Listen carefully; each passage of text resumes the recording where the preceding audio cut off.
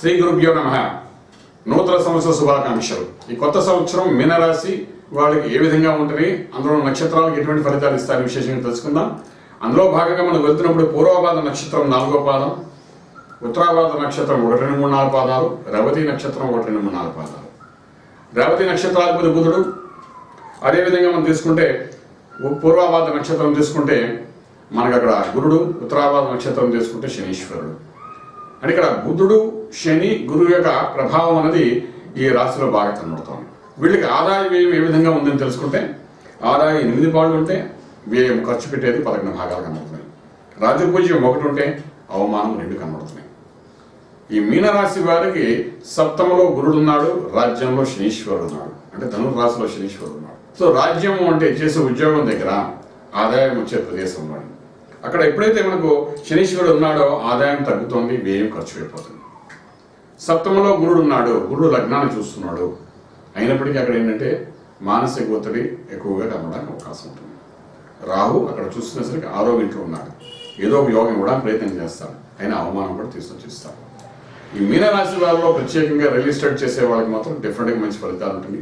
Power plant సంబంధించిన, steel cement సంబంధించింది, తర్వాత సోలార్ సిస్టమ్ సంబంధించిన వ్యాపారం, రియల్ ఎస్టేట్, ఎడ్యుకేషన్ వ్యాపారం చేసేవాడు, వీళ్ళందరికీ కూడా ఒక ఆదాయం మీద కొంత ఖర్చు విపరీతంగా కనబడతాయి.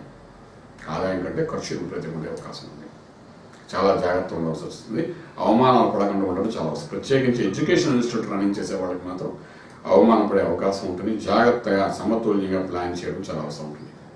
ఒక నారాయణ అనుకోండి, ఇలాంటి ఎడ్యుకేషన్ ఇన్స్టిట్యూట్స్ ఏవైతే ఉన్నాయో వాళ్ళు అవమానపడడానికి అవకాశం ఉంటుంది. జాగ్రత్త తీసుకోవడం అవసరం ఉంటుంది. అదేవిధంగా వ్యాపారం అనేది అన్నింటిలోని వ్యాపార రంగం చూస్తాం కాబట్టి వ్యాపారాన్ని కోణంతో ఏదైతే చేస్తున్నామో వాటిలో అందరికీ కొంత నష్టపోయే అవకాశం ఉంటుంది. అదేవిధంగా రియల్ ఎస్టేట్ రంగం కాకుండా, వ్యాపారం కాకుండా రాజకీయ రంగంలో ఉండేవాళ్ళు కూడా ఆచితూచి వ్యవహారం చాలా అవసరం. ఎప్పుడో చేసిన దానికి ఫలితంగా ఇప్పుడు ఖర్చు పెట్టవలసి వస్తుంది. అప్పుడు మర్చిపోయాం కదా, వాడు మర్చిపోయాడు కదా అనుకుంటే ఇప్పుడు అవన్నీ కలిపి ఇప్పుడు ఖర్చు పెట్టవలసి వస్తుంది. జాగ్రత్తగా ఉండవలసి వస్తుంది. వైవాహిక జీవితంలో కొన్ని దోషాలు పోయినప్పటికీ మానసిక ఒత్తిడి అయితే ఉండే అవకాశం ఉంది. చదువుకునే విద్యార్థులకు మాత్రం ఉన్నతమైన స్థితికి వెళ్ళడానికి అవకాశం ఉంటుంది. హయ్యర్ ఎడ్యుకేషన్కి వెళ్ళచ్చు. తర్వాత ఎన్ఆర్ఐ అంటే ఫర్దర్ స్టడీస్, ఎంఎస్ అలా చేసే వాళ్ళకి మాత్రం కాంపిటేటివ్ ఎగ్జామ్స్లో వాళ్ళు మంచి ఉత్తీర్ణం అయ్యి మంచి పేరు సంపాదించిన అవకాశం కనబడుతుంది. ఇక్కడ బుధుడికి సంబంధించిన విష్ణు సహస్రనామ సాధన చేసుకుంటూ రేవతి నక్షత్రం వాళ్ళు ముందుకెళ్తే సత్ఫలితాలు ఉంటాయి. అదేవిధంగా ఉత్తరాభాద నక్షత్రం వాళ్ళు శనీశ్వరుడు సంబంధించిన కాబట్టి నిత్య తైలాభిషేకం చేసుకుంటూ, రాజ్యంలో శని ఉన్నాడు కాబట్టి సరైన ఉద్యోగంలో స్థిరత్వం ఉండాలి కాబట్టి శనీశ్వరుడికి అభిషేకం చేసుకుంటూ ముందుకెళ్ళడానికి ప్రయత్నం చేసుకుంటే డెఫినెట్గా ఉద్యోగం నిలబడడానికి అవకాశం ఉంటుంది. అదేవిధంగా పూర్వభాద నక్షత్రంలో ఉన్న 2, 3, 4 పాదాల వరకు మన గురుడు యొక్క నక్షత్రం కాబట్టి మేధా దక్షిణామూర్తి సాధన చేసుకుంటూ ముందుకెళ్తే మేధస్సుతో ఉన్నతమైన స్థాయికి వెళ్ళడానికి అవకాశం ఉంటుంది. ఆ విధంగా చేసుకుంటూ వెళ్ళడం వల్ల ఏంటంటే ఆదాయం తక్కువ అయినప్పటికీ, వ్యయం ఖర్చు అయినప్పటికీ సత్ఫలితంగా అంటే ఖర్చు పెట్టే వ్యయం కూడా సన్మార్గం, మంచి కార్యానికి ఖర్చు పెట్టేట్టుగా జరగడము, తర్వాత మళ్ళా సత్ఫలితాలు వచ్చే అవకాశం ఉంటుంది. కాబట్టి ఆ విధంగా ప్రయత్నించండి, చేసుకుంటూ ముందుకు వెళ్ళండి. రాజమార్గంలో రాజ్యం పొందగలుగుతారు. శుభం వ్యాధి.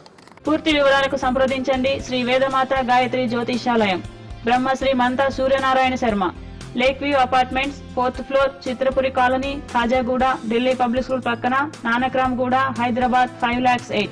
Phone number 8885559147, 8855559148, 9704447001, 9704447002.